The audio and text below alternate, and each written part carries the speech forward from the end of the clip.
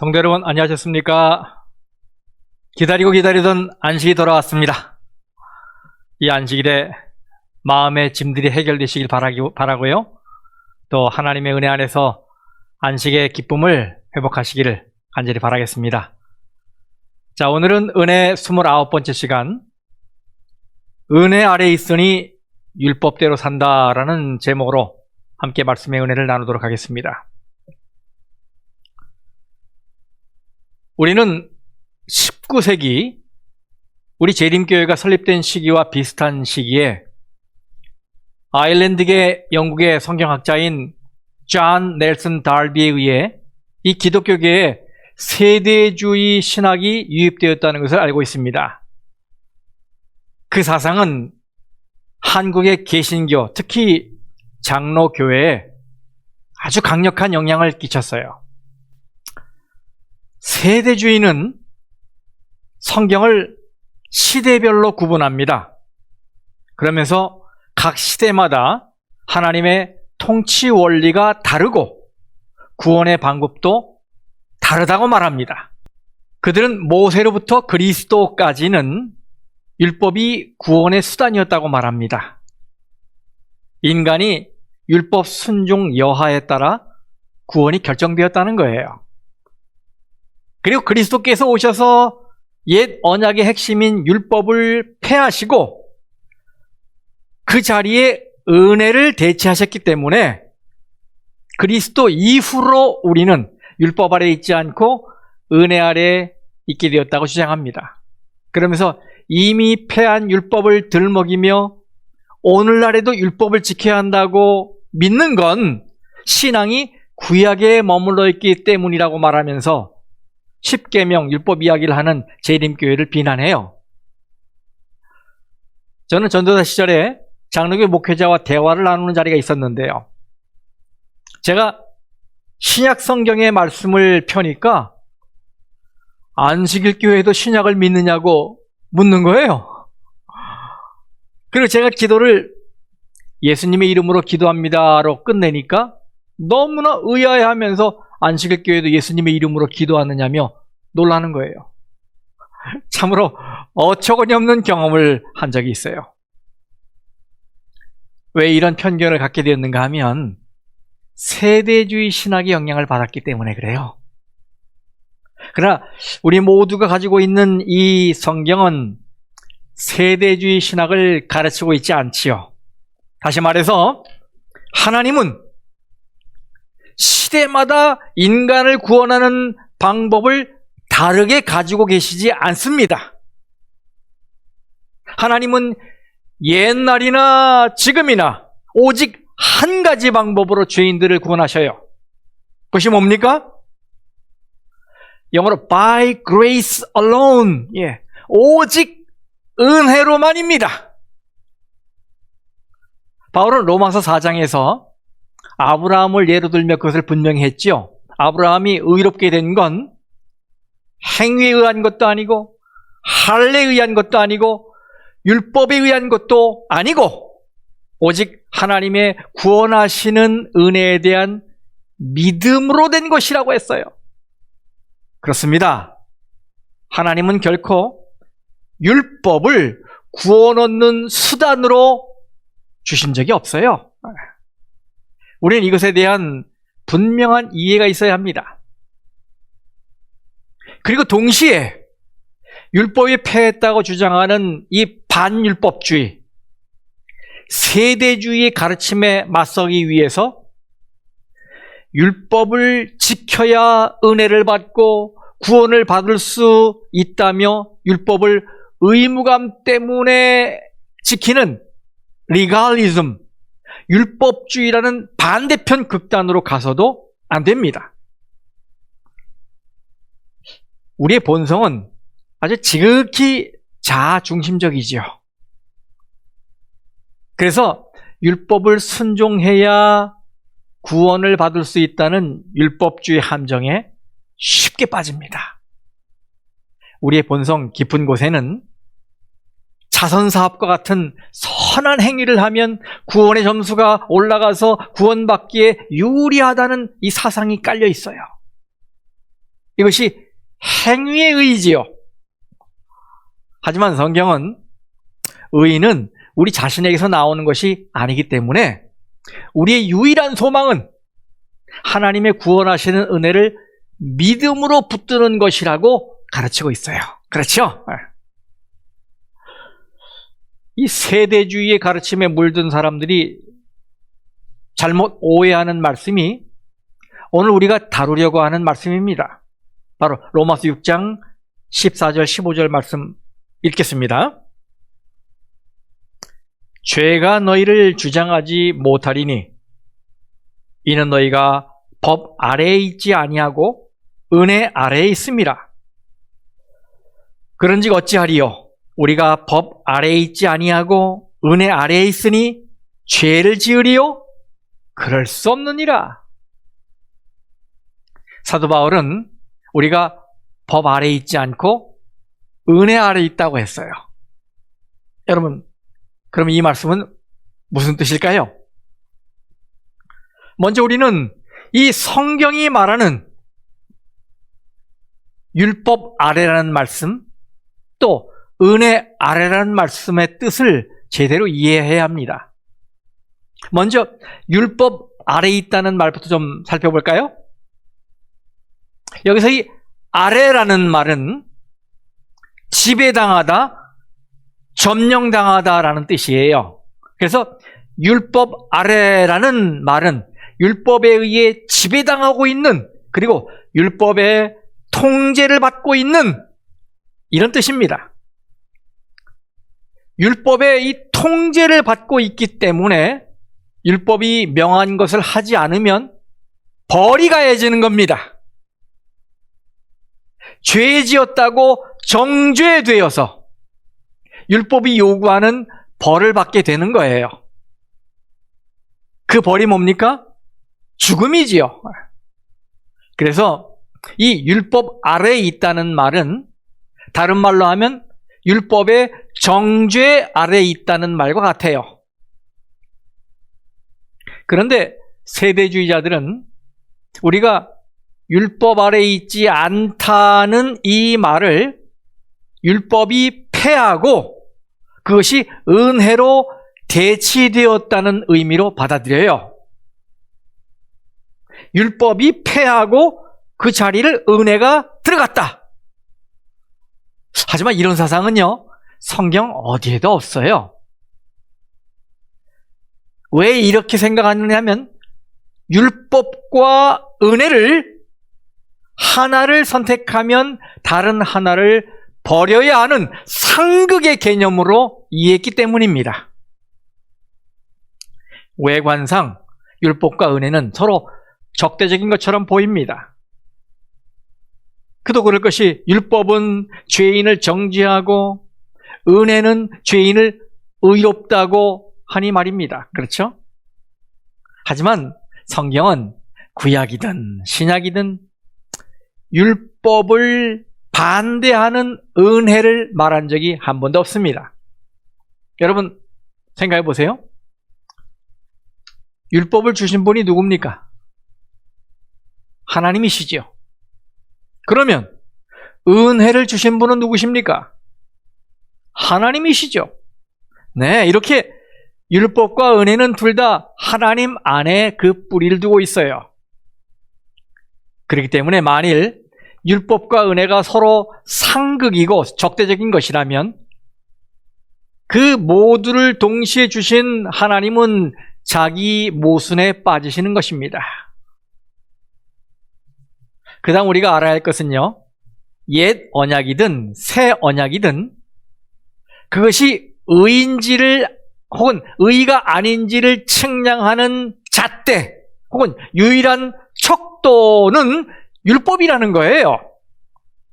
네, 이 율법은 두 언약, 옛 언약, 새 언약 모두에 들어 있습니다.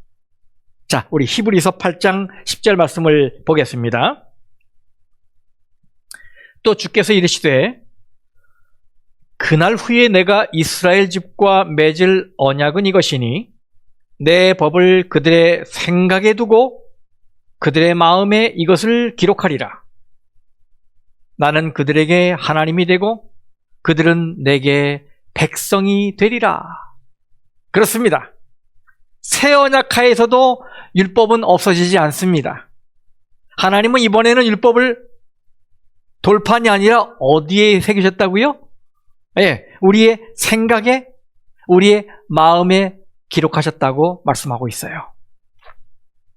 그러므로 바울이 우리를 율법 아래에서 건져내어 은혜 아래에 두었다라고 말했을 때 그것은 율법을 폐하고 그 자리를 은혜로 대체했다는 말이 아닌 것입니다.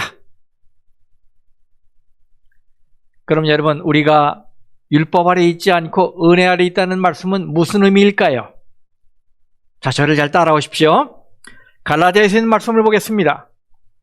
갈라디아서 5장 13절 14절입니다. 형제들아, 너희가 자유를 위하여 부르심을 입었으나 그러나 그 자유로 육체의 기회를 삼지 말고 오직 사랑으로 서로 종노릇하라.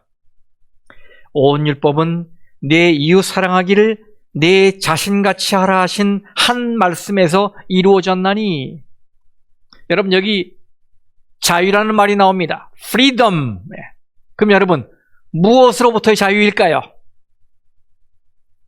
이 배경 지식을 얻기 위해서 같은 갈라디아 5장 1절 말씀을 보겠습니다. 그리스도께서 우리를 자유롭게 하려고 자유를 주셨으니 그러므로 굳건하게 서서 다시는 종의 멍에를 매지 말라. 여러분, 이 자유는 누가 주신 거라 그랬어요? 예수님이 주신 것입니다. 그러면서 뭐라고 그랬어요? 예수님이 주신 자유를 버리고 다시는 종의 멍에를 매는 일이 없도록 하라. 이렇게 말씀하셨어요. 자, 그러면 예수님이 우리에게 주신 자유는 무엇으로부터의 자유일까요? 이것을 이해하기 위해 조금 더 뒤로 가보겠습니다. 갈라디아 4장. 자, 4절 5절. 때가 참에 하나님이 그 아들을 보내사 여자에게서 나게 하시고 율법 아래에 나게 하신 것은 율법 아래에 있는 자들을 속량하시고 구원하시고 자유케 하시고 우리로 아들의 명분을 얻게 하려 하심이라. 그렇습니다. 예수님은 율법 아래에 있는 자들을 구원하시기 위해서 율법 아래로 들어가셨어요. 하나님은 율법 아래로 들어가신 예수님을 통해 우리를 율법 아래에서 자유롭게 하셨습니다. 그래서 바울이 이렇게 말한 거예요. 오늘 말씀에 로마서 6장 14절. 죄가 너희를 주장하지 못하리니 이는 너희가 법 아래에 있지 아니하고 은혜 아래에 있음이라. 네, 바울은 우리가 더 이상 율법 아래에 있지 않다고 말하고 있어요. 왜요?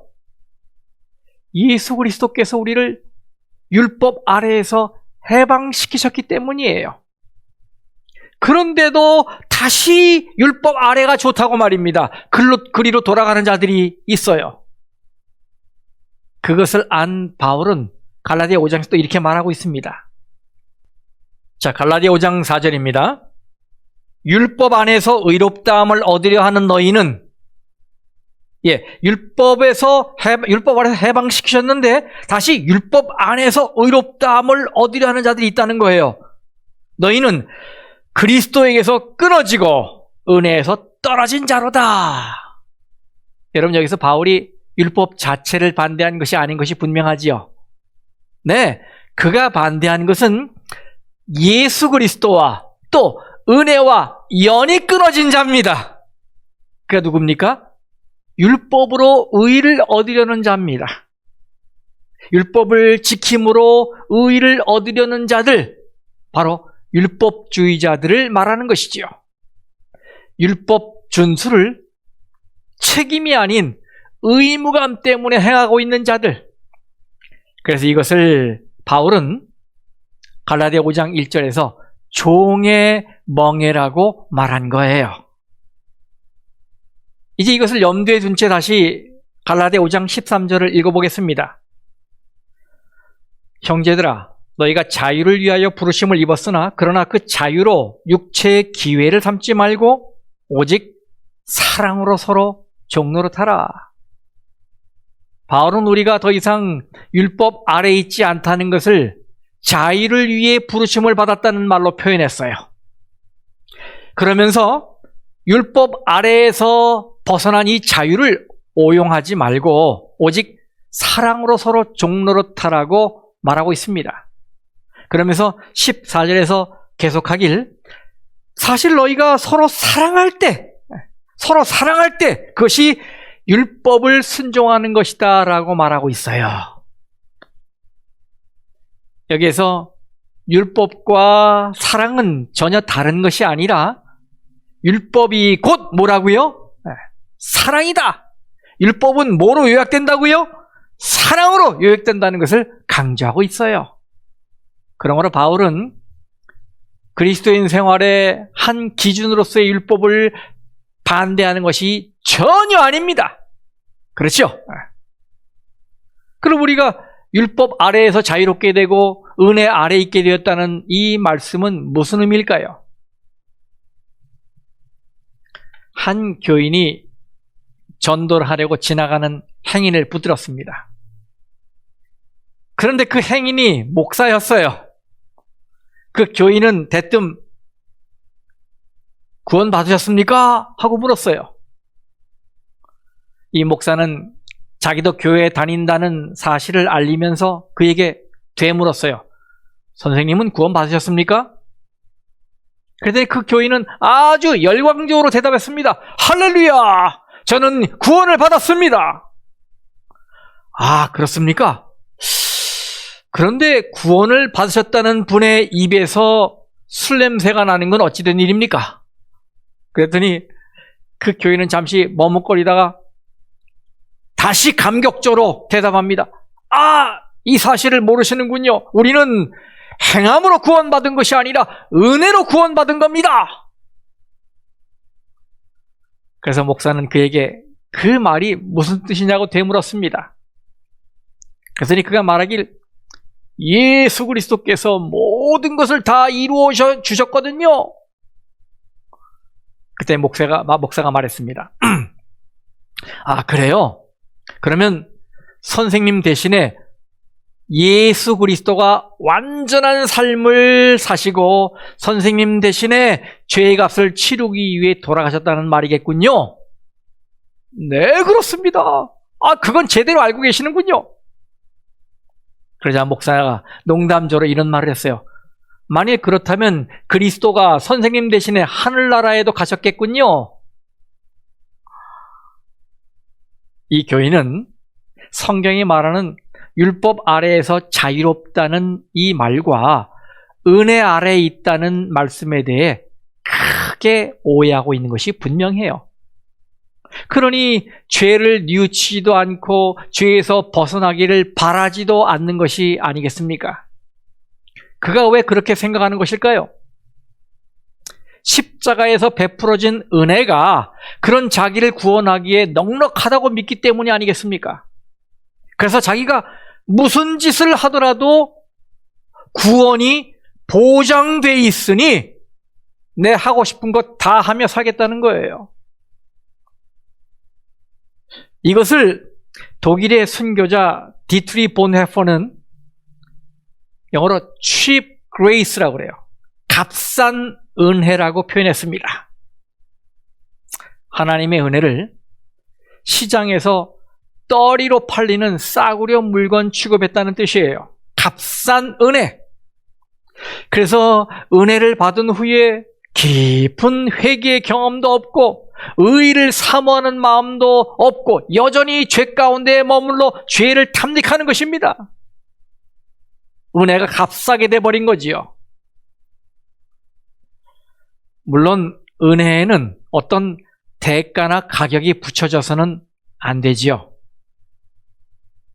하지만 그리스도의 희생과 죽음으로 마련된 이 값으로 매길 수 없는 은혜를 죄된 본성이 원하는 대로 살아도 되는 자유의 허아장 정도로 여기는 건 매우 가슴 아픈 일이 아니겠습니까? 그들은 하나님의 은혜가 죄인이 아니라 죄를 의롭게 하는 것으로 착각하고 있는 거예요. 그래서 예수님이 우리를 율법의 정죄에서 구원하셨다는 이 기쁜 소식을 우리가 율법으로부터 자유하게 되었다는 것으로 곡해해서 죄를 짓는 빌미로 삼는 사람들이 있기 때문에 바울은 오늘 말씀 로마서 6장 15절에서 1절에서 했던 질문을 다시 반복하고 있습니다. 자, 읽어보겠습니다. 그런즉 어찌하리요? 우리가 법 아래에 있지 아니하고 은혜 아래에 있으니 죄를 지으리요? 율법의 정죄에서 벗어났으니 이제부터는 마음껏 죄를 지어도 된다는 말인가? 이런 질문이죠.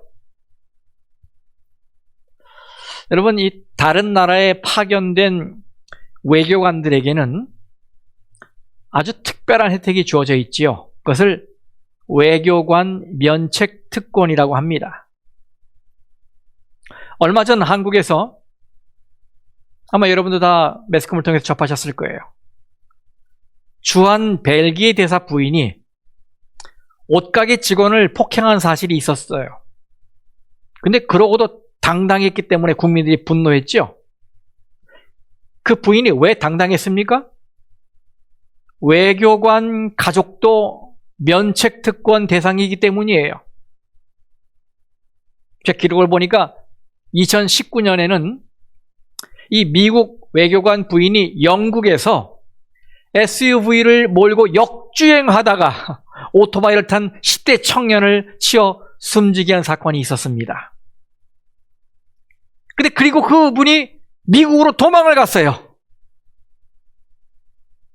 그래서 영국 검찰이 이 미국 정부에 범죄인 인도 요청을 했지만 이 미국 국무부는 면책 특권을 내세웠어요. 야, 이러라고 만든 면책 특권이 아닐 텐데 정말로 몰상식한 일부 사람들에 의해서 법이 왜곡되고 있는 거예요. 자, 여러분, 우리가 율법 아래에 있지 않고 은혜 아래에 있으니 이제 죄를 마음대로 지어도 될까요? 여기에 대한 바울의 대답은 무엇입니까?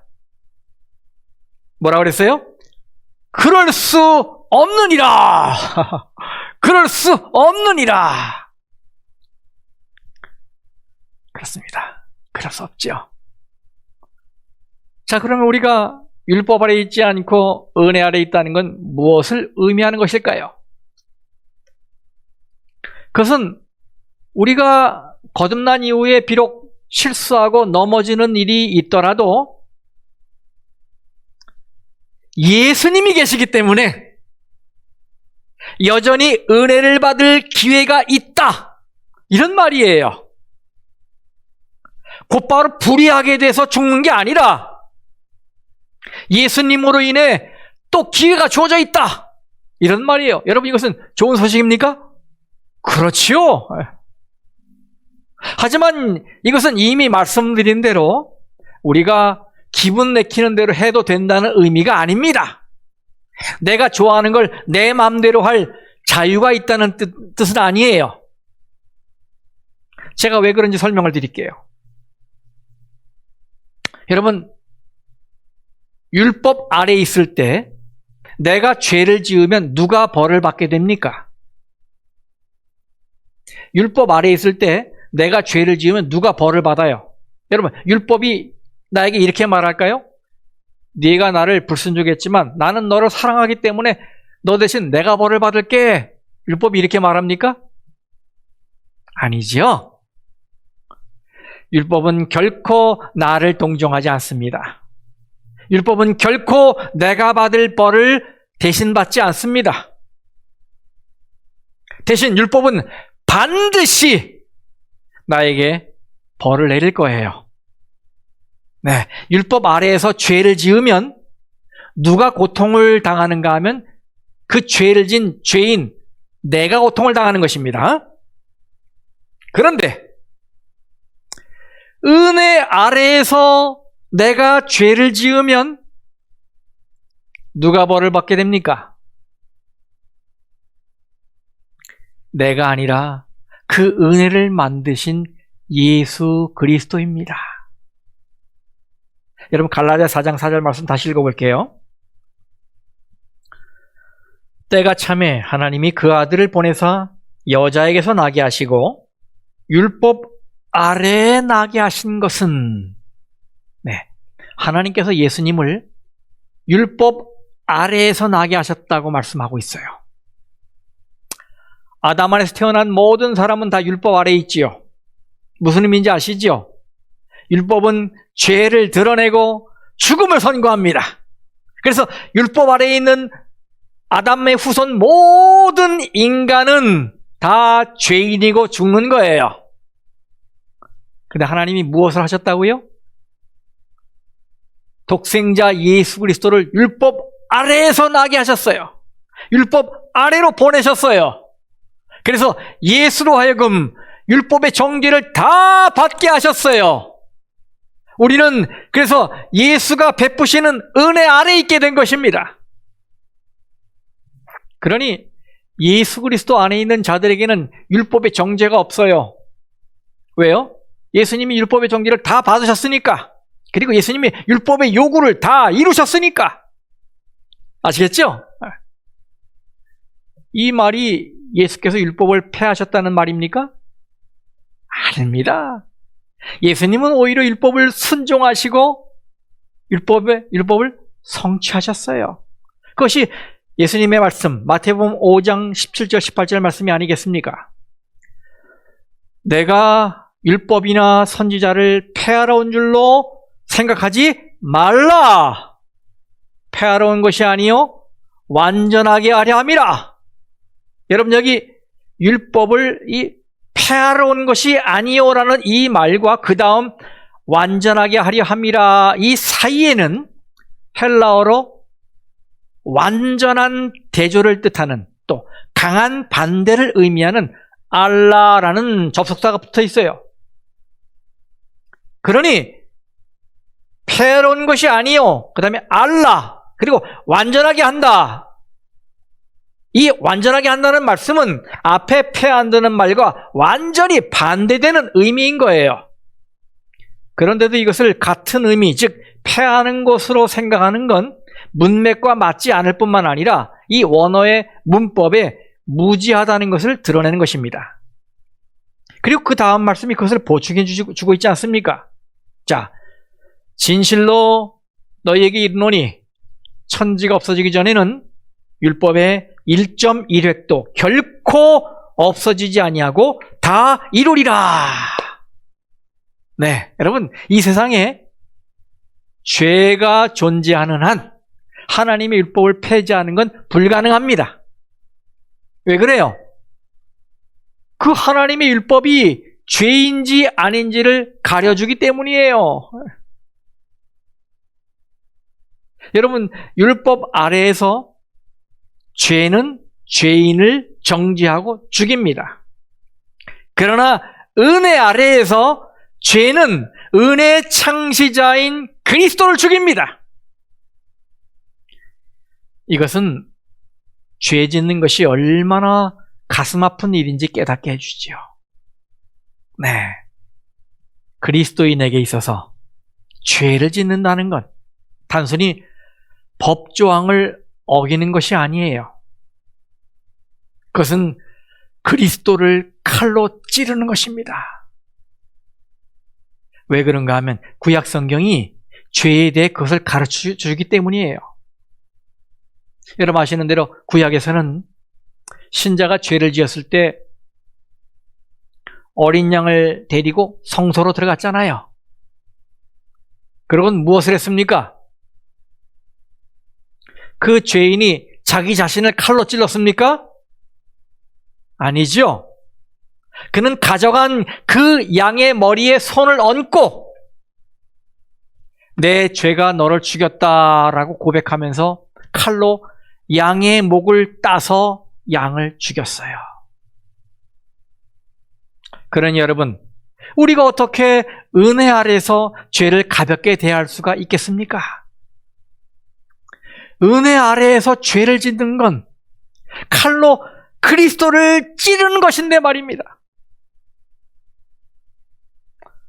오늘 우리는 우리의 죄가 우리의 구주에게 무엇을 하는지를 바로 알아야 합니다. 그리고 그 죄를 미워하며 살아야 할 것입니다. 그것이 은혜 아래에서 사는 자의 삶이에요. 제가 한 가지 이야기라고 마치겠습니다. 제가 목회 초년 시절에 강원도 화천교회를 담임하고 있을 때 일입니다. 제 아내가 둘째 용훈이를 출산하기 위해서 서울 저의 부모님 댁으로 먼저 올라간 상태에서 저는 안식일 예배를 인도하고 서울로 올라가게 되었어요. 그런데 올라가는 도중에 해프닝이 벌어졌어요. 당시에 저는 차가 없었기 때문에 교회에서 배려를 해주어서 교회 차인 밴을 몰고 서울로 올라가는 중이었어요. 근데 그때 저는 운전면허를 딴 지 오래되지 않았고 또 처음으로 이 승합차를 모는 입장이었었어요. 그래서 사실 법규를 잘 몰랐어요. 이 승합차는 도로에 1차선을 달려서는 안 된다는 이 법규를 몰랐어요. 모르고 그냥 1차선을 그냥 신나게 달려 춘천을 지나서 가평 부근에 가게 됐어요. 근데 그때 달리면서 보니까 저쪽 길가에 서 있던 한 교통경찰이 신호봉으로 저를 가리키면서 휙 앞으로 젓는 것이 보였어요. 그래서 저는 빨리 가라는 신호인가 보다 해서 더 빨리 달렸어요. 달리면서 저는 저에게 아들이 태어난다는 사실에 감사하면서 과연 제 아들은 제 아내를 닮았는지 저를 닮았는지 궁금해하면서 행복한 미소를 짓기도 했습니다. 그러다가 화도읍 근처까지 왔는데 느낌 이상해서 사이드 미러를 보니까 뒤에서 흰색 프라이드 승용차가 라이트를 깜빡깜빡이면서 좌우로 왔다 갔다 하는 거예요. 그래서 저는 내가 늦게 달리니까 짜증이 나서 뒤운전사가 그러는가 보다 생각하면서 좀 더 빨리 달렸어요. 그런데 그 차가 계속 빵빵거리면서 라이트를 깜빡거리는 것이 이상했어요. 그래서 자세히 거울을 보니까 그 운전자가 경찰 모자를 쓰고 있는 겁니다. 그거를 안 순간 아이쿠 뭔가 문제가 생겼구나. 그때부터 가슴이 두근거리는데 주체할 수가 없더라고요. 난생 처음 딱지를 떼게 된 거예요. 면허증을 딴 이후에. 그래서 속도를 줄이고 이제 길가에 차를 세웠습니다. 그래서 그 경찰이 제 앞을 휙 지나가더니 그 앞에 차를 세우고 내려서 씩씩거리면서 저에게로 달려왔어요. 저도 차에서 내렸습니다. 경찰이 와서 막 소리를 지르는데 내용이 그겁니다. 왜 멈춰 서라는데 그냥 달리는 거냐? 너를 잡기 위해 지나가는 승용차를 빌려 타고 쫓아온 거다! 이거였어요. 그래서 저는 사실 운전을 시작한 지 얼마 되지 않아서 잘 몰랐다. 그리고 라이트를 깜빡이는 건 보았는데 그건 내가 늦게 가서 빨리 가라는 신호인 줄 알았다라고 대답을 했어요. 그랬더니 승합차는 1차선을 사용할 수 없는데 선생님은 법을 위반하셨습니다. 면허증을 보여주십시오. 라고 하는 거예요. 그래서 제가 면허증을 내주면서 말했습니다. 좀 사정 이야기를 했어요. 지금 아내가 둘째를 출산하기 위해 서울에 가 있습니다. 나는 교회에서 예배를 인도하고 늦지 않게 가려고 달린 건데 그만 교통법규를 잘 몰랐네요. 하지만 면허를 취득한 후 처음 위반한 건데 좀 선처를 해줄 수 있습니까? 그랬더니 경찰이 승합차 옆에 교회 이름이 새겨져 있는 것을 훌쩍 보고는 교회 목사님이십니까? 그러는 거예요. 그래서 네. 그래서 제가 이 목사증을 보여줬어요. 그랬더니 목사증을 손에 들고 한숨을 푹 쉬면서 한심하다는 거죠. 사정이 그러니 이번 한 번은 봐주겠습니다. 앞으로는 승합차를 몰고 절대로 1차선으로 달리지 마십시오 하면서 그냥 보내주는 거였어요. 차를 타고 달리는데 얼마나 기뻤는지. 그 경찰을 보낸 후에 저는 1차선을 달리지 않았습니다. 이제 알았으니까. 속도도 늦춰서 천천히 달렸어요. 은혜를 받았는데 내 마음대로 할 수가 없었어요. 분명 그 경찰이 더 이상 따라오지 않았지만 저는 더 정신을 차리고 교통법규를 철저하게 지켰습니다. 여러분, 하나님의 은혜는 우리와 하여금 옳은 일에 더 열심을 내게 합니다. 은혜 아래 있기 때문에 죄를 향한 우리의 태도에 변화가 생긴 거지요. 그렇습니다. 은혜 아래 있는 자는 아무렇게나 살아도 된다고 믿는 자가 아니라 죄를 짓는 건 나를 사랑하사 생명을 주신 예수 그리스도를 다시 아프게 하는 것이고 다시 그분을 십자가에 못 박는 일이라는 생각으로 오히려 더 말씀대로, 더 율법대로 차원에서 순종하며 사는 자입니다. 여기 디도서 2장 14절 말씀을 읽겠습니다. 그가 우리를 대신하여 자신을 주심은 모든 불법에서 우리를 속량하시고 우리를 깨끗하게 하사 선한 일을 열심히 하는 자기 백성이 되게 하려 하심이라. 네, 예수님이 나를 대신해서 당신의 생명을 주시고 불법에서 나를 구원하신 것은 선한 일을 열심히 하는 예수님의 아들, 딸이 되게 하려 하신 것이다, 이 말이에요. 그렇습니다, 여러분. 은혜 안에 있으니, 은혜 아래 있으니 더 율법대로 살고 더 선한 일을 열심히 하게 되는 것입니다. 기억하십시오. 은혜 아래 있으니 율법대로 사는 것입니다. 말씀 마치겠습니다.